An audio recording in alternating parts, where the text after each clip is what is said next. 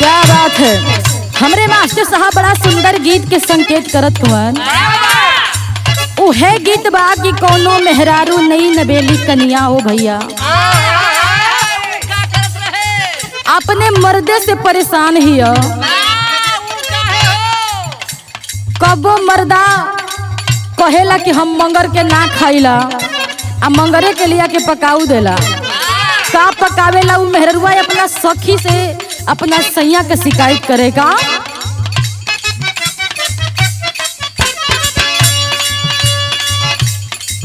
अरे लाबेला मसाला ही मसाला कबो कीन के,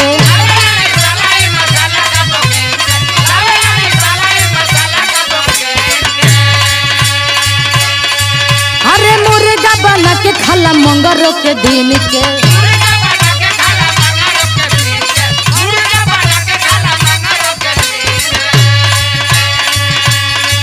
अरे लावेला मसाला ही मसाला कबो कीन के, मुर्गा बना के खाला मंगरों के दिन के। लेकिन वो मेहरुआ एक ठेवी बात कहे अपना सखी से, का कहे? अरे सासू जी से झगड़ा भइल तो कही दिहनी पागल, बलमुआ मारे लागल, बलमुआ मारे लागल।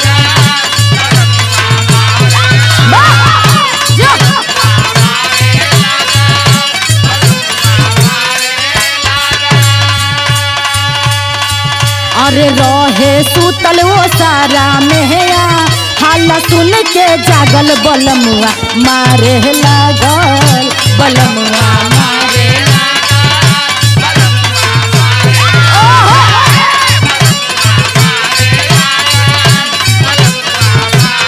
क्या बात है।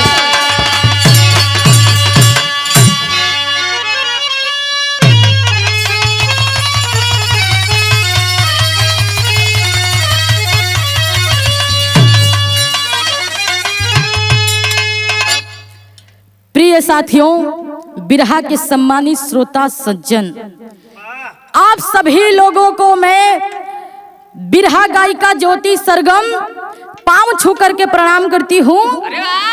और मैं बिरहा गाने जा रही हूँ आज आंसू इंटरटेनमेंट के माध्यम से। आप लोग को सुनने को मिलेगा।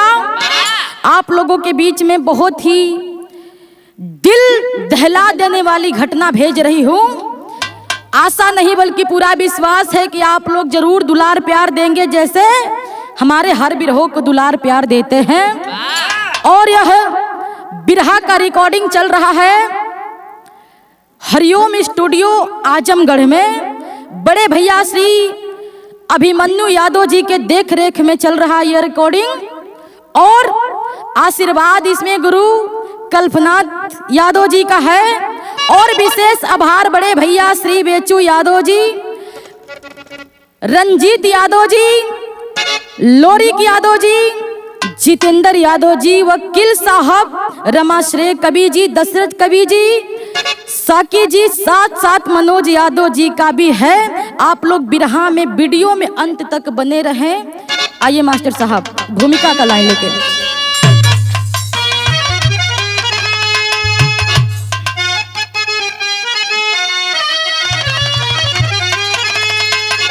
धैर्य खोए धराय अंबर गमगीन है, अब चिता भी सिसकने को मजबूर है। बेटियां अब सुरक्षित नहीं दिख रही, दहेज के आग में जलना दस्तूर है। न्याय देता कोई भी न्यायालय कहाँ, फंस के गर्दिश में बेटी अब लाचार है। जन्म देने से पहले विधाता कहीं कर लिया होता बेटी पे विचार है।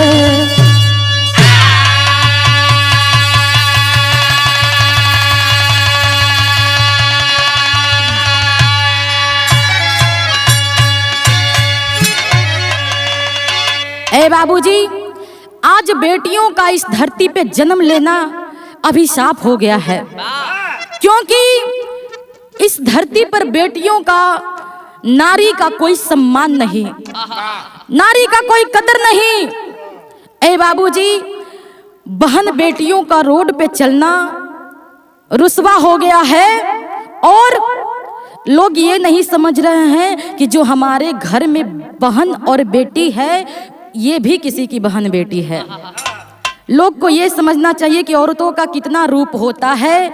वही लड़की जब एक बाप के साये में होती है तो एक बेटी के रूप में होती है, उसके बाद जब शादी होता है तो एक पत्नी के रूप में होती है, एक बहू के रूप में होती है, जब बच्चे हो जाते हैं तो एक माँ के रूप में होती है, उसके बाद बच्चों के बच्चे हो जाते हैं तो एक दादी, नानी, इन सबके रिश्तों में बच जाती है, और ये सब रिश्ता में एक नारी ही होती है, एक बेटी ही होती है। फिर भी आज बेटियों का कोई मोल नहीं है। आगे कहना है क्या, बिरहा में गजल लगल।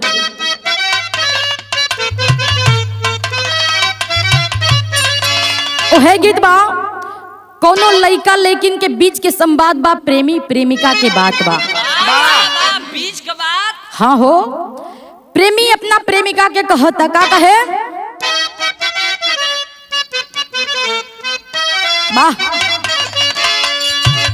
कि साथ छूटेगा कैसे मेरा आपका,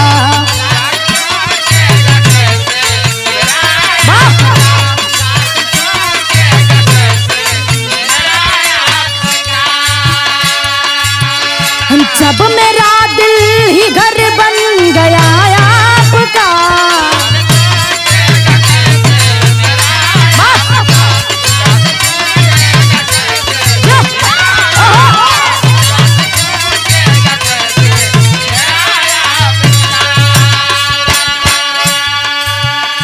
ई तो गजल रहल, लेकिन बिरहा में भाव बड़ी सुंदर लिखल गइल का।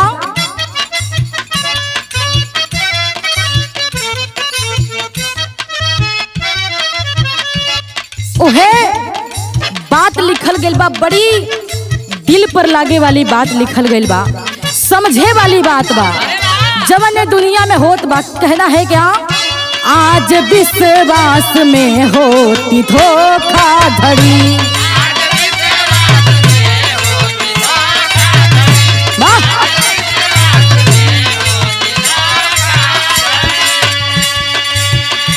मंदिर के मंदिर में लालच रुपया खड़ी,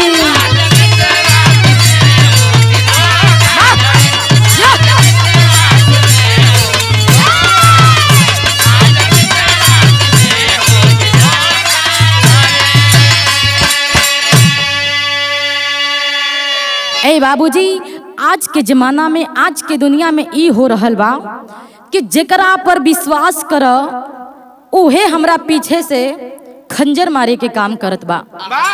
तो ए बाबूजी, दुनिया में केहू पर विश्वास करे लायक नहीं खे, चाहे वो केहू भी होखे, अपन परिवार होके चाहे बाहरी होखे। आगे कहना बा का, कहानी के करबा कहाँ के बा, नजम की लाइन में बतावल गइल।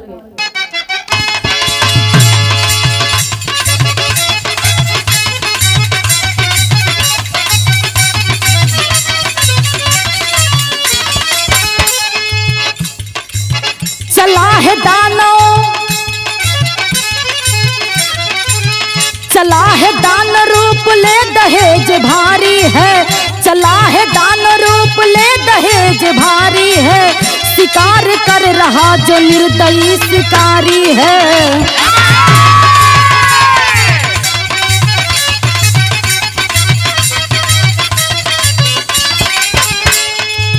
बिहार प्रांत के ही पटना राजधानी में, बिहार प्रांत के ही पटना राजधानी में, दहेज दान रूप ले जुड़ा कहानी में।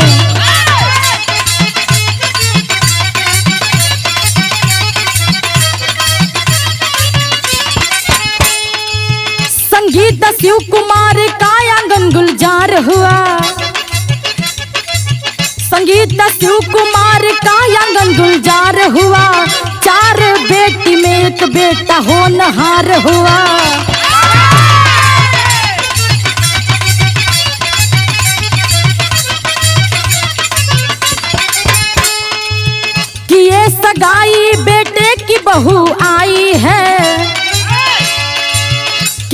सगाई बेटे की बहू आई है, दूसरी बच्ची थी उसकी हुई सगाई है।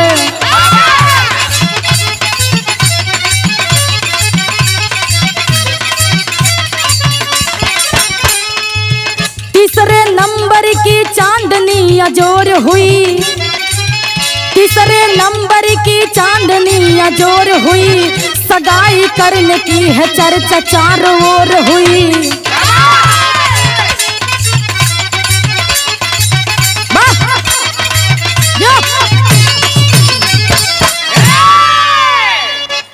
ए बाबूजी कहानी के समझ लीजा, कहानी कहाँ के बा केकर बा कैसन बा, एकदम शीशा नियर झलक जाए। अरे वाह हमार बात के आप लोग ध्यान से सुनब जा। बिहार पटना राजधानी में रहे वाला शिव कुमार, जिनकर पत्नी के नाम रहल संगीता देवी। अरे वाह दोनों जने के गोद में भगवान 5 ठे संतान दहले हवन, 4 गो बिटिया दहले हवन और 1 ठे बेटा दहले हवन। अरे वाह और शिव कुमार ट्रेजरी में नौकरी करत हवन, बड़े बाबू के पद पर हवन। अच्छा खासा रुपया पैसा कमात हवन, अच्छा खासा अपन परिवार के परवरिश करत हवन। बेटा बड़ हवन, बेटा का नाम बैजू बतावल गईल और बिटिया 4 गो रहली, जोना में से 2 गो बिटिया के शादी हो गई रहल। तीसरी बिटिया चांदनी के शादी करे खातिर और बाबूजी बर खोजे खातिर गई रहलन। बाबूजी बर खोज के जब घरे आवत हवन तो अपने घर परिवार में बैठ के समझौता करत हवन, सबके बतावत हवन। का बतौलन, गीत लग गई।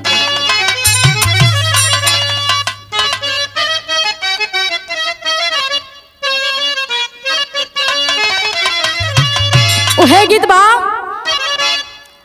कोनो शादी ब्याह के ही मैटर बा। कहना है क्या,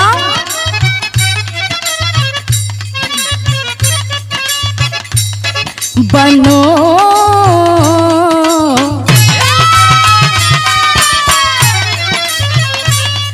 बनो रे तेरा मुखड़ा चांद का टुकड़ा, बनो रे तेरा मुखड़ा।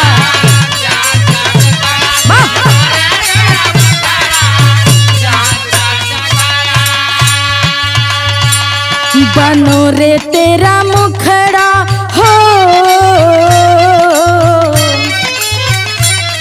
बनो रे तेरा मुखड़ा चांद का टुकड़ा, बनो रे मेरी अखिया सुर में दानी, बनो रे मेरी अखिया।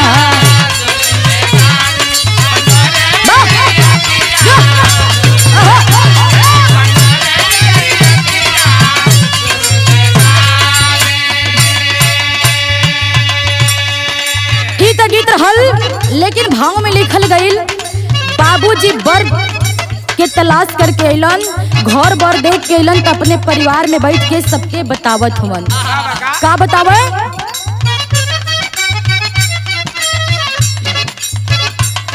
अरे बाबू बतावे लगले बर के कहानी, हाँ बाबू बतावे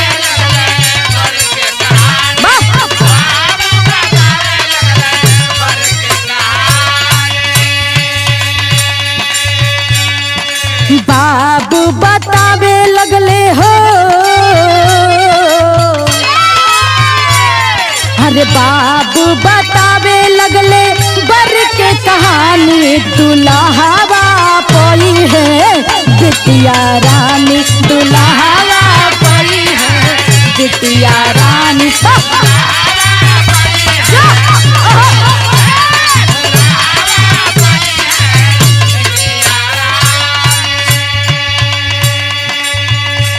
बाबूजी आके आज शिव कुमार जी अपने परिवार में बैठ के बतावत हवन कि लइका बड़ा पढ़ल लिखल होनहार बा, घर द्वार भी अच्छा खासा बा और उनकर परिवार भी बहुत अच्छा खासा बा। बाबू बतावे का, नौवा प्रतीक जज बाटे सजनमा,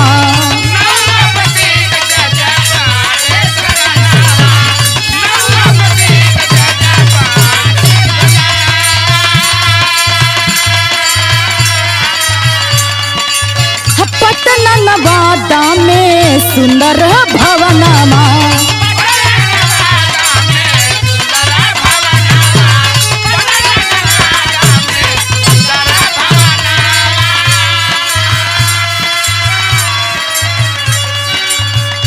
बढ़ी ओहदा जवार जई है जानी दुल्हावा पई है बिटिया रानी दुल्हावा पई है।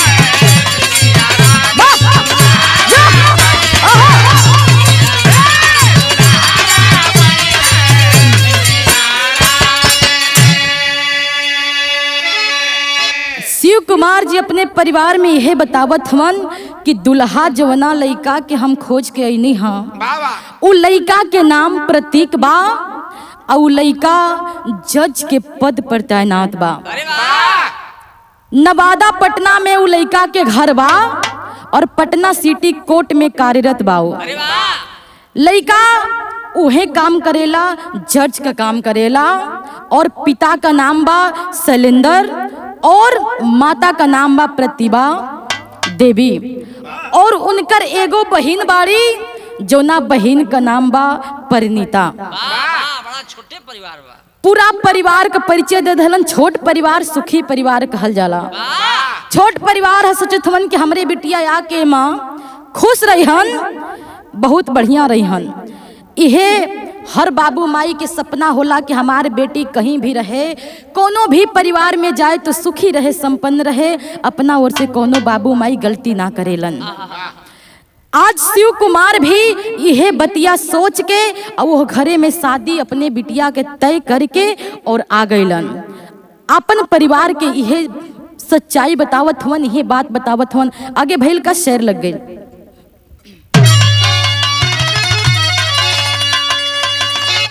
बतावत हवन कि का उनकर डिमांड बा। यह अरे 50 लाख एक गाड़ी सुंदर, 50 लाख एक गाड़ी सुंदर ससुर से जज ने मांग लिया। सब कुछ मेरे पास भरा है, अरे सब कुछ मेरे पास भरा है, नीच ने ऐसा स्वांग किया। हे बाबूजी, वह जज बोलता है कि 50 लाख रुपया और ऊपर से एगो 4 चक्का गाड़ी चाहिए हमके।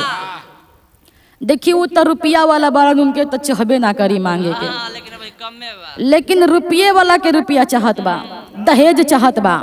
और आगे 22 लाख नगद देकर, अरे 22 लाख नगद देकर 18 लाख की गाड़ी से और शिव कुमार तय किए सगाई बुझदिल नीच अनाड़ी से।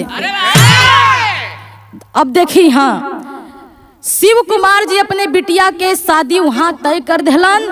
कहलन कि हम 50 लाख नगद तना दे पाई, 22 लाख नगद देत हवन और 18 लाख की गाड़ी देत हवन।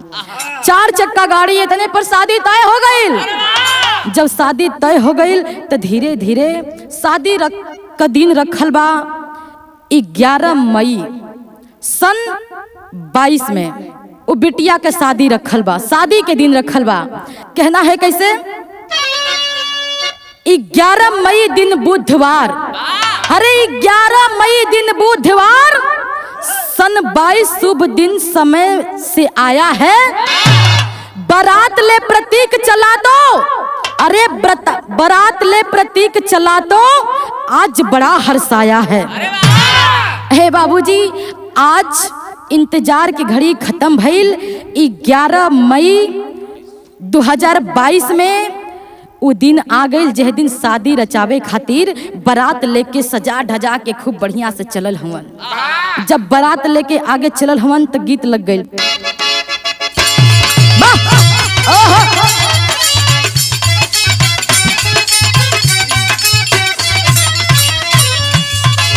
यह गावे ली गीत के जब बारात के स्वागत करे के रहेला अपन द्वारे पर दरवाजा पर जब द्वार पूजा लगल है।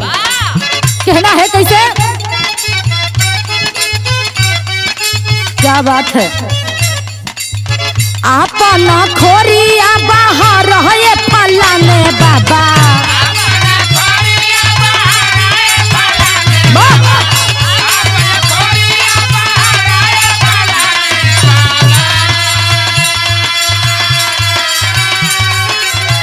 अपन खोरिया बाहर है फलाने बाबा आई गईले दुल्हा द मादे लाला आई गईले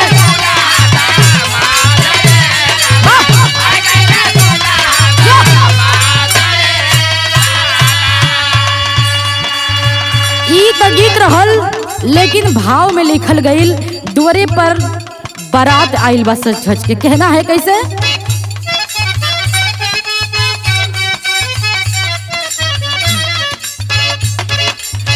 आइल बारात द्वारे बाजता बजाना हो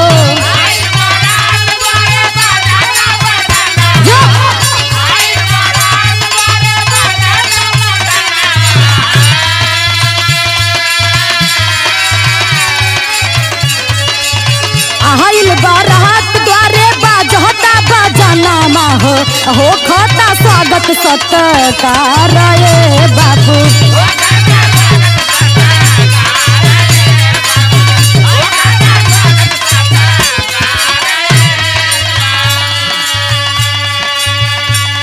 बाबूजी बारात सज धज के द्वारे पर आइल बा, द्वार पूजा लगल बा, डाल पूजी भइल बा, बड़ी बड़ी रस्म होला कुल शादी ब्याह में। सब रस्म के साथ साथ सिंदूर दान भइल बा, सिंदूर दान के साथ साथ पूरा रस्म रिवाज के साथ सब कुछ कइल गइल। ओकरे बाद जब सबेर भइल तो विदाई के समय आइल। कहना है कैसे? अरे हंसी खुशी से भोरे भइली विदैया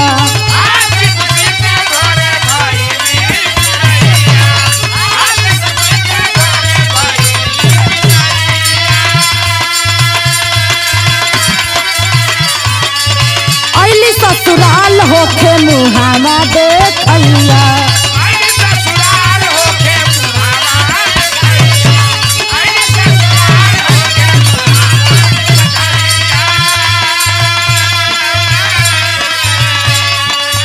खुशबाड़ी जहाज पाके चांदनी सजनावा हो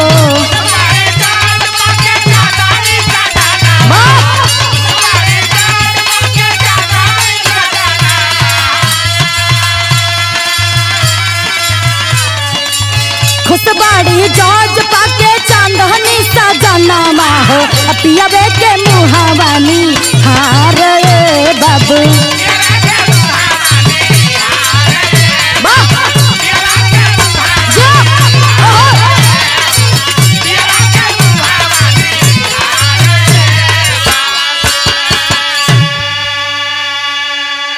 ए बाबूजी शादी विवाह हंसी खुशी से भइल, सुबेरे हंसी खुशी से विदाई भी भइल। जैसे हर लड़किन की विदाई होखेला वैसे ही विदाई भइल। आज चांदनी अपने ससुराल में गइल बाड़ी।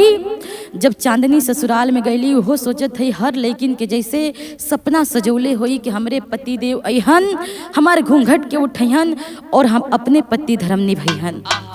हे बाबूजी उ लड़की भी अपन मन में सपना सजा के बैठल हिया और जितना करार रहे शादी में देवे खातिर दहेज 22 लाख नगद और 18 लाख के गाड़ी सब कुछ बाबूजी दे दिहल रहलन। ए बाबूजी दिन धीरे धीरे धीरे धीरे बीतत गईल। और जब कुछ दिन बीतल तब फिर वो जज साहब वो चांदनी के साथ दुर्व्यवहार करे शुरू कर दिहलन। कहना है क्या विदेशिया लग गई।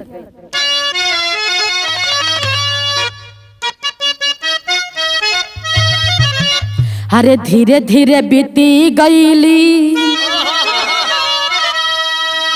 अरे कुछ दिन समैया तो अरे न्याय का पुजारी करे लगल दूर गतिया 10 लाख रुपया अपने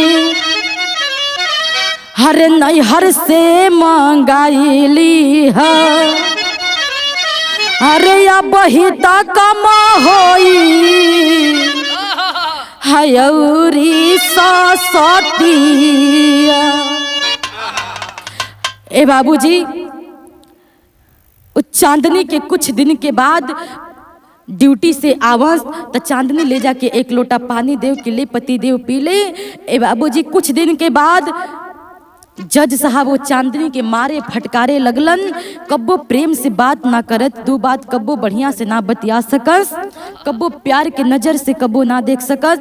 ए बाबूजी ओकरा के मारे फटकारे लगलन और एक ठे बात कहलन कि 10 लाख रुपया अपने नैहर से मंगावा। 10 लाख रुपया अपने नैहर से ना मंगेबू तो अब ही तोहर का दुर्दशा होता, आगे और भी होखे वाला बा। हे बाबूजी एक ठे बात और लिखल गईल कि छोटी छोटी बातिये में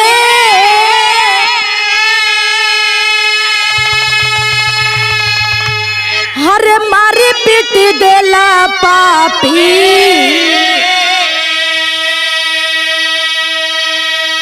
हर केहू से ना कहे मारे डरे कवनो बोतिया।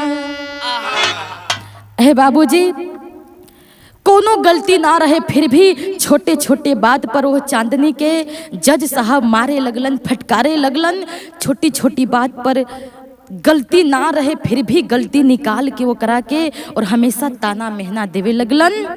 साथ साथ में उनकर माई और बहन दोनों लोग वो बिटिया के ताना मेहना देवे लगलन। बाबूजी वही दिन से वो बिटिया के दुर्दशा शुरू हो गई। 1 साल के अंदर उनके बहनों का द्वारा ये बयान है कि जो हमारी दीदी 1 साल पहले 55 kg की थी, अब जब वो उसका डेड बॉडी मिला तो जब उसका वजन किया गया तो वो 25 kg की थी। इतना कैसे घट गया वजन, और इतना कैसे कोई कमजोर हो सकता है, इतना कैसे कोई बेबस हो सकता है। जो उसके साथ किया गया है वो गलत है। तो बाबूजी पहले आप लोग कहानी पे गौर करी जा। आज बिटिया सबसे हाथ जोड़ के रोवत है, अपने सासू अम्मा से हाथ जोड़ के रोवत है कि ए माँ जी कम से कम आप तो समझी, आपो का एगो हमरी जैसन बेटी बाड़ी, उनकरे साथे भी ऐसन केहू दुष्कर्म करी तो आप कबो बर्दाश्त ना कर पाई। सासू अम्मा, हे अम्मा जी हमहू केहू के बेटी है, हमहू केहू के बच्चा है, हमरा पर भी रहम करी, इतना दुर्व्यवहार हमरा साथे मत करी जा। लेकिन वो केहू उनकर बात ना मानल। और देखी जो उनकर पति रहलन प्रतीक, अपने मेहरारू का व्हाट्सएप कॉल सब हैक करके रखले रहलन कि ऊ चांदनी आपन कॉल द्वारा केहू के आपन दुख के बता भी ना सकत रहले। और एक ठे धमकी भी देले रहलन, आगे बिरहा में आपके बताइब, आगे लगल का टेरी लगल।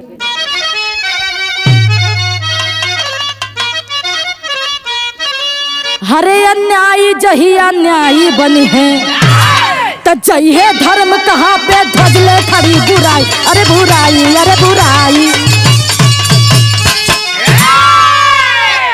अन्यायी जहिया न्यायी बनी है, जय है धर्म कहाँ पे ध्वजले खड़ी बुराई।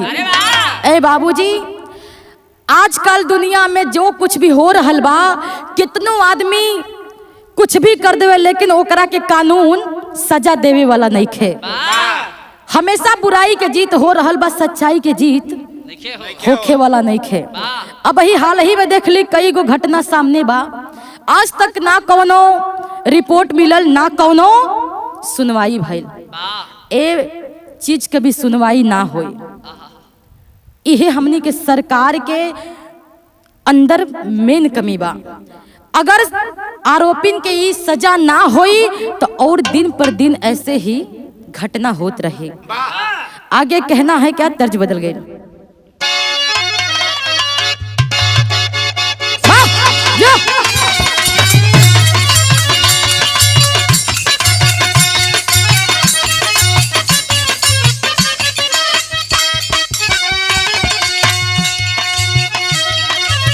ओहे गीत बा, ये बहुत फेमस गीत बिया। ए गीत के सभे जानत, ऐसन केहू नहीं खे कि नहीं खे जानत। लगभग कुले गवैया गौले हवन। कौनो मेहरारू अपने सैया जी से एक ठे बात कहती हो, का जी मंगल जी मंगल करें कि तनी हमरो मंगल होखे। आ देखी गुस्सा के मत बैठी, तनी प्यार से ताकिल करी हमरे ओरिया।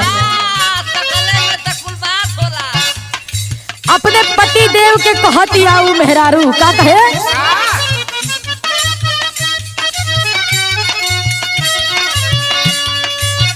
नई झुलनी के छैया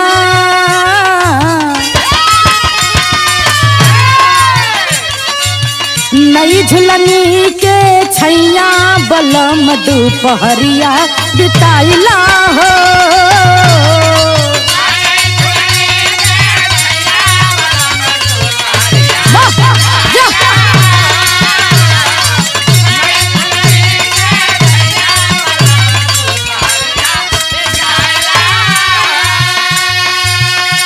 और कहेले ऊ त गीत रहल लेकिन भाव में लिखल गई कहना है का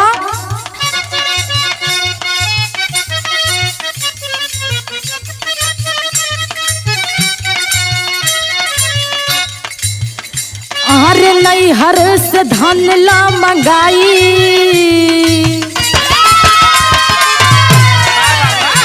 अरे नहीं हर से धन ला मंगाई नहीं तो फंस जाई तोहर भाई हो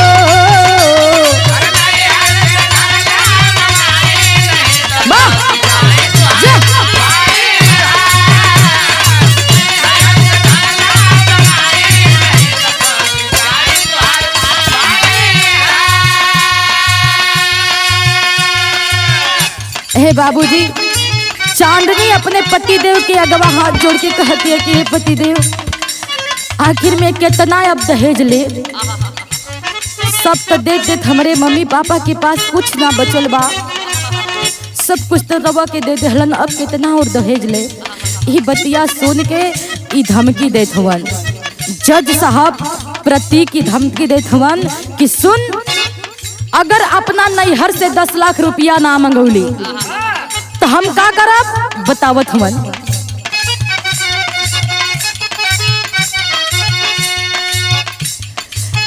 गाजा में देबे चलान करवाई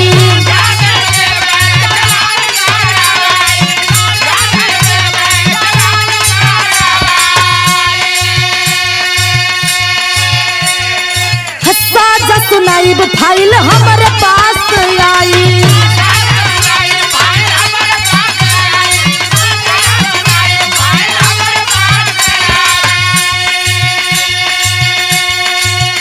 हर केहू का और केहू का करी सुनवाई नहीं तो फंस जाई तोहर भाई हो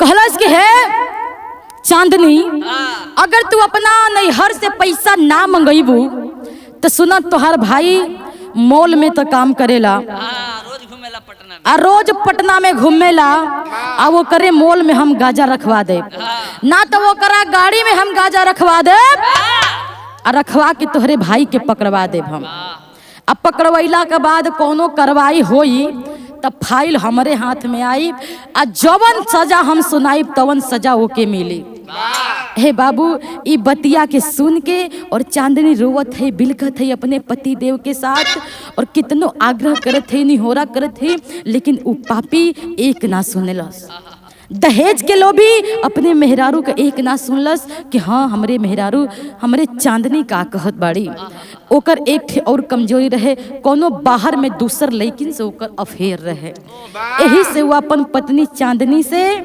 नफरत करत रहलन और छुटकारा पावल चाहत रहलन तो छुटकारा पहिला का खाली एक ही रास्ता ना होखेला कि उनके मार दी फटकार दी उनके सता दी छुटकारा पहिला का और भी तरीका बा अगर नहीं रहे के तो डाइवोर्स दे दो उनकर जिंदगी भी बचल रही तुहार भी जिंदगी बच जी तू अपना जिंदगी अपने तरीके से जीला तब ई एकदम गलत बात केहू के सजा दिहल ई कहीं के बुद्धिमानी नहीं खे एकर सही सही भी कानूनी रास्ता भी निकल सकेला हे बाबूजी कितना रोवत है बिलकत है उ दुल्हन लेकिन उ पापी एक ना सुनलस जब दुल्हनिया बिलखत रहे कोनो बतिया कहलस अपने परिवार के प्रति, ई बतिया के सुन के आग बबूला हो गई। प्रतीक आग बबूला हो गया। शेर में कहना है क्या, हरे सुन के बात चांदनी की, हरे सुन के बात चांदनी की, गुस्से में पापी लाल हुआ और टूट पड़ा पत्नी पे वह बन के लाल कराल हुआ। तड़प रही थी पत्नी कमरे में, अरे तड़प रही थी पत्नी कमरे में, किस्मत को अपने कोस रही और बेटी ही बनना पाप हुआ, देती है यह दोष रही। ए बाबूजी, वो लड़की अपने आप के कोसत दिया कि हे भगवान, ए धरती पर लड़की बन के पैदा भइल अभिशाप बा। हमके लड़की बना के पैदा कैला, आज हम इतना दुख तकलीफ सहतानी और इतने ना हमरा जैसन पता न कितनों लाखों करोड़ों लड़की सहत हुई नहीं दुख के तकलीफ के। का लड़की बनल पाप बा? लड़की बना के हमके पैदा कैला, लड़का बना के पैदा कैले रहता तो हम शान से दहेज मांगती, दहेज मांग के और अपने पत्नी के साथ में हम खुशी खुशी से रह सकती, बाकी एकरा नियर हम हैवान ना बनते। इतना बात कहत हिया भगवान से, अपने मनवा में सोचत हिया, भगवान से एक अर्जी लगैले हिया, गीत लगेला।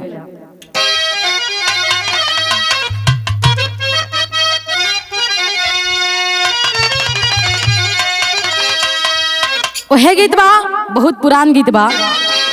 कोनो मेहरारू के सैया दारू पी के बौराइल हुवन, ऊपर दरोगा जी उनके हथकड़ी लगा के लेके चल गए हुवन थाने में। मंगल मनावे। मेहरारू गइल भी थाने में, दरोगा साहब के सामने हाथ जोड़ के और दरोगा साहब से एगो बात कहलस का,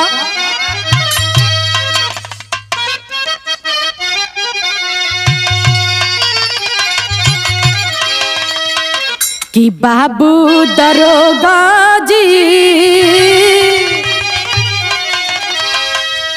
कि बाबू दरोगा जी, कवन गुनहिया बंधला पियाबा मोर, बाबू दरोगा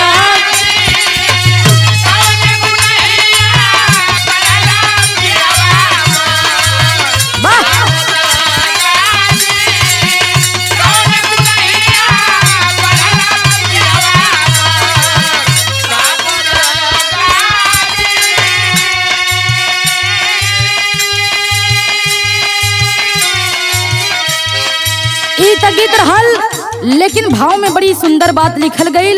आज बिटिया रो रो के बिलख बिलख के भगवान से अर्जी लगौले बिया का,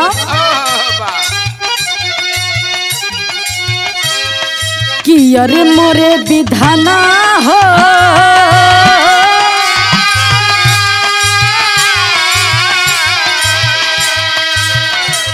कि अरे मोरा विधाना हो,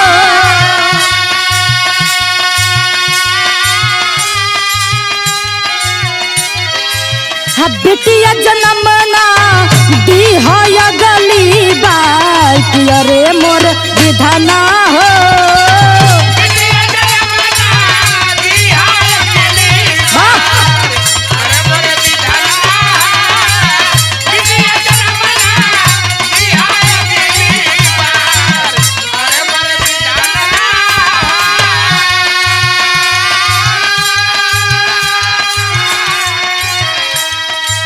भगवान से कहत हिया बिटिया चांदनी कि हे भगवान, अगला बार ले अगर तोहके जन्म देवे के होई मनुष्य का, तो हमके लइका बनैहा, लइकी मत बनैहा। फिर हम कबो इतना दर्द सहे के नहीं चाहत भगवान, हमरा से सहन ना हो पाई। और एक बात कहेगा,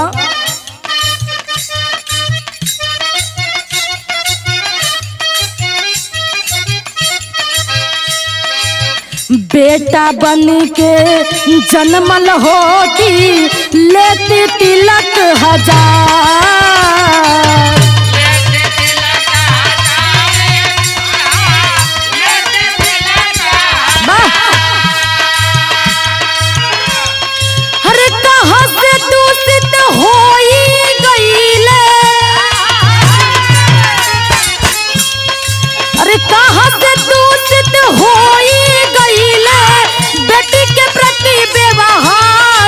अरे मोरा विधाना हो,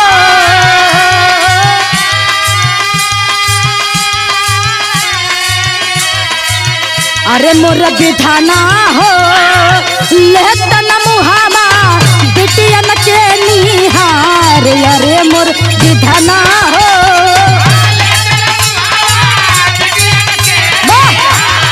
अरे मोरा विधाना हो।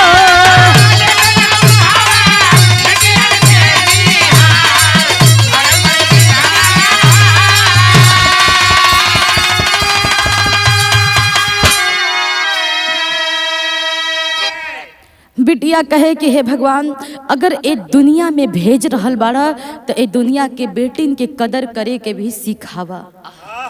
इहे बतिया कह के और बिलखे रोवे, अपने पति देव से दया मांगे, भीख मांगे। लेकिन ए बाबूजी जब अपने नैहर के पक्ष में वो लड़की बोल दिलस तो उ जज साहब कैलन का अपन बेल्टवा निकाल के और वो चांदनी के शरीरिया पर इतना वार करे लगलन, इतना वार करे लगलन कि पूरा शरीर छाला छाला पड़ गई। हे बाबूजी वो चांदनी इतना कमजोर पड़ गई है कि अपने पाँव से एक कदम चल भी ना सकत है। वो चांदनी जब एक दिन ऐसन समय आयल, 14 अगस्त के ऐसन समय आयल कि अब उनकर बुझात रहे कि दम निकल जाए। कहना है क्या पहपट में बतावल बा।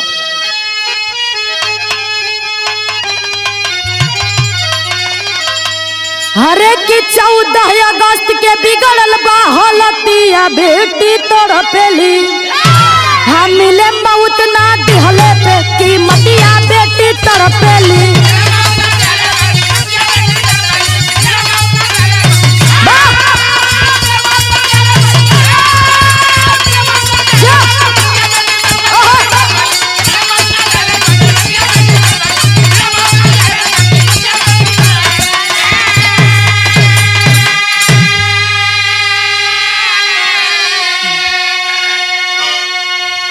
हे बाबूजी वो चांदनी इतना दुख में, इतना तकलीफ में रहली कि भगवान से अपना मौत के गुहार करत रहली कि हे भगवान, हे इतना तड़पला से, इतना दुख सहला से तो बढ़िया बा कि हमरा के मौत दे दा। हम जियल नहीं की चाहत, भगवान हमरा के ले चला। इतना बतिया भगवान से कहत है। जब सासू माँ अली रूमवा में उनकरे देखत है तो अपने पतोहिया का एकदम आखिरी सांस चलत बा, बुझात रहे कि मर जाई। लेकिन ए बात से भी प्रतीक जज के कोनो फर्क पड़े वाला ना रहे। वो कहलस कि ना एकरा कुछ नहीं के भइल, ये अस्पताल ना जाए, हम इनके अस्पताल लेके जाइब ना। लेकिन सास समझावत है, कहली का अरे प्रतिभा सास कहे बेटे से, अरे घर में मर जाई हो, यूनिवर्सल अस्पताल भेजा एकरा के, नाता दे फसाई हो। हरे सब ही लगावे मरल के जुगतिया बेटी तड़पेली, तब मिले मौत ना दिहले पे कीमतिया बेटी तड़पेली।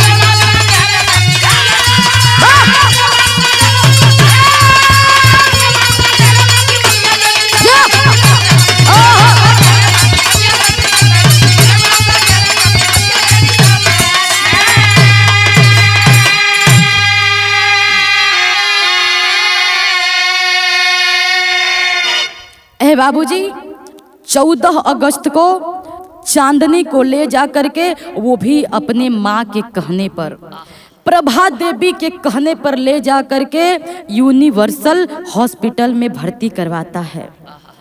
वह जज, वह हत्यारा, वह पापी ले जा करके और जब भर्ती करवा दिया तो उस हॉस्पिटल में जो उसको जांच करके उसका जो रिजल्ट आया, जो रिपोर्ट बनाया गया, उसमें बोल रहे थे, डॉक्टर से भी ये मिला हुआ था, उसमें लिखा था कि सिर्फ इनको बीपी लो है, बीपी इनका सिर्फ 0 है, बाकी इनको कुछ नहीं हुआ है, ये स्वस्थ है।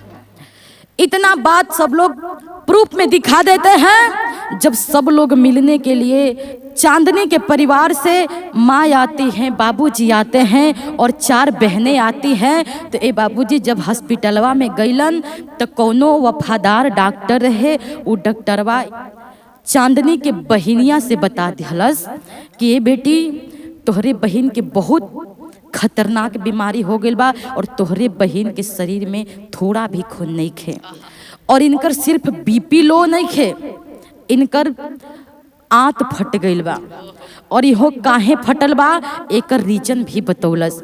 कहलस कि अपन बहन के अगर बचावल चाहतड़ू जा तो दूसरा हॉस्पिटल में लेके चल जा ना तो ए हॉस्पिटल में तोहरा बहन के जान ना बची। इतना बात सुनले के बाद 15 अगस्त के वो लोग चांदनी के लेके और दूसरे हॉस्पिटल में लेके जाए के प्लान बनौलन। कहना है कैसे अल्लाह में भाव लगल।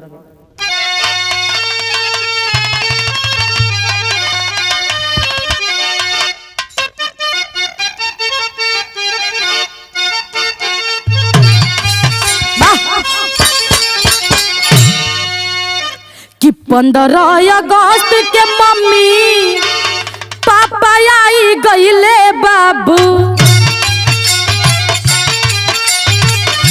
रोई रोई बिटिया सुनावे सब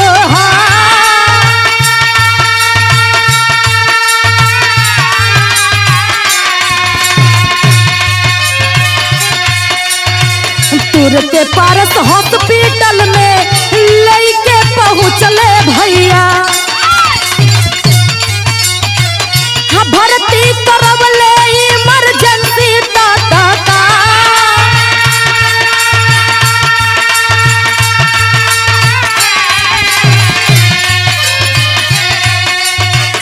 17 के बेटी छोड़ी गईली दुनिया में भैया, भगल जज साहब मची गईले बाबा।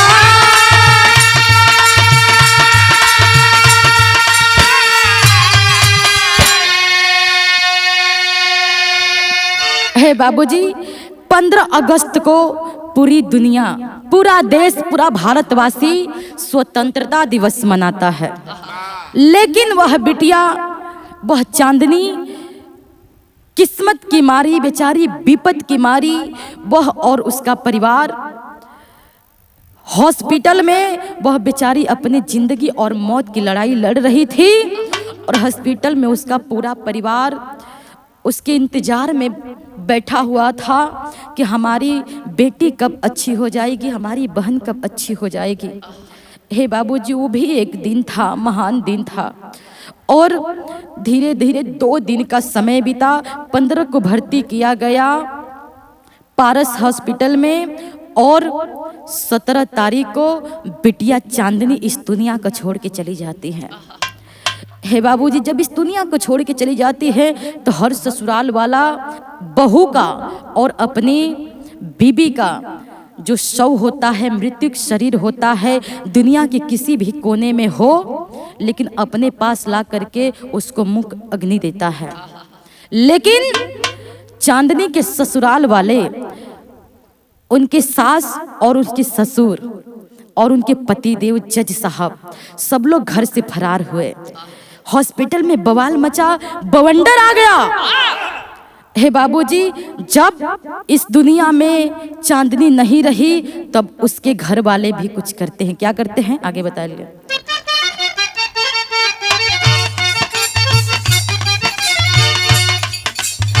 लिखे ना रिपोर्ट के हूँ आज बिटिया के भैया,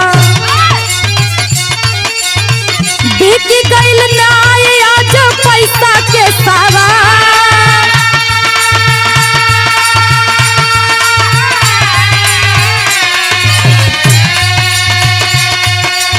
हम मीडिया के लोग पूछे अखिया के लोरवा बाबू, शासन के लोगवा जब बोनी है डाला।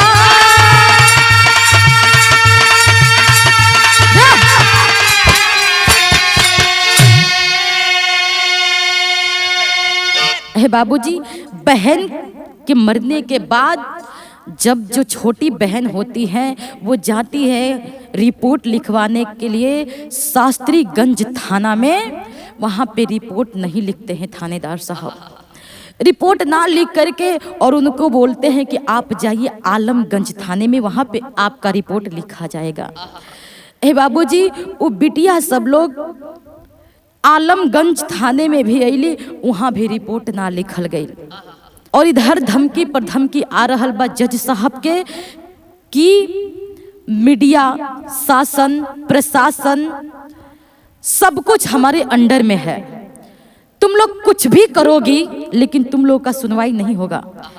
कोई भी बात हो, कोई भी केस हो, हमारे हाथ में ही आएगा और जब हम चाहेंगे उसको उठाएंगे और जब हम चाहेंगे उसको दबा देंगे। सब हमारे हाथ में है। यह धमकी पर धमकी दिया जा रहा था प्रतीक जज के द्वारा उन बिटियों को। हे बाबूजी, बहन के लाश के लेके वो तीनों बहन घुमत हईन, न्याय मांगत हईन, लेकिन केहू उनकर पुकार सुने वाला ना बा। अपन बहन के मुख अग्नि दहली, बाबूजी उनकर मुख अग्नि दहलन और जैसे सबकर दाह संस्कार होला वैसे कैलन। ए बाबूजी, आज उनकर पूरा परिवार न्याय मांगता कि हमके न्याय चाहिए, लेकिन उनकर आवाज सुने वाला केहू नहीं खे। ई घटना भइल बा 17 तारीख के ही, लेकिन आज 21 तारीख हो गई, 21 अगस्त हो गई, आज तक कोनो मुकदमा दर्ज ना भइल। एकरा के का कहल जाए, कौन चीज के नाम दियाई? आगे कहना है क्या, खड़ी लग गई।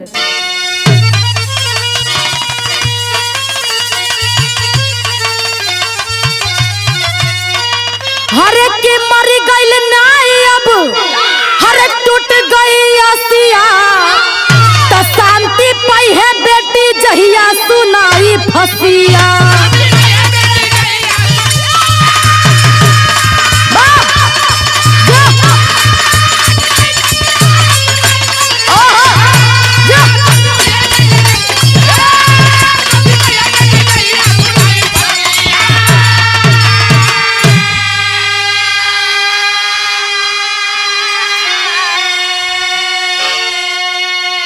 हे बाबूजी, ऐसन पाप की सजा का हो सकेला?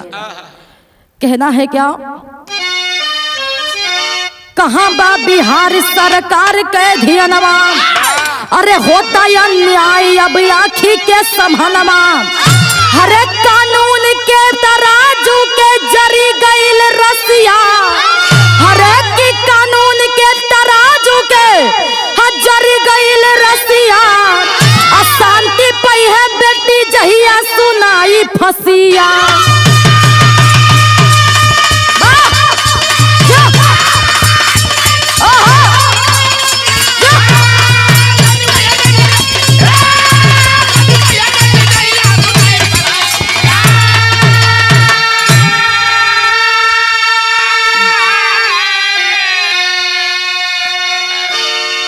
ए बाबूजी, जब हाई कोर्ट बिक जाएगा, सुप्रीम कोर्ट बिक जाएगा, न्यायाधीश बिक जाएगा, शासन प्रशासन सरकार बिक जाएगा, तो हम जनता को कौन न्याय दिलाएगा? हमारे देश में कैसे किसी की भलाई होगी? जब एक बेटी के साथ भलाई नहीं हो सकता है कि उस लड़की का 11 मई और 2022 में शादी हुआ और प्रताड़ित पर प्रताड़ित होती गई वो बिटिया, वह बच्ची, और 17 अगस्त 2023 को उसका मौत हो जाता है। ये कैसी जिंदगी है, ये कैसा ससुराल है, ये कैसी दुनिया है और ये कैसा सरकार है कि इस पर एक्शन नहीं ले सकती है। आगे कहना है क्या, लास्ट लाइन में बताओगे। गुरु बिहारी, गुरु गणेश, गुरु रामलाल है राज, अरे स्वर्ग बसे चंद्रिका, कभी रोता है सकल समाज।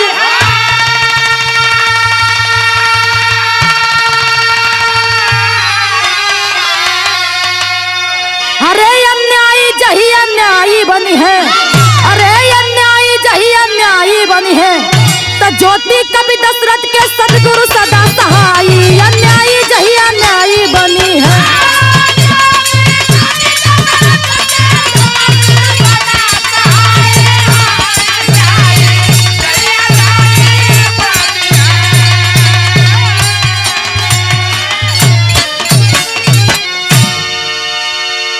बिहार सरकार से मेरा रिक्वेस्ट है कि आप लोग एक्शन लीजिए प्लीज।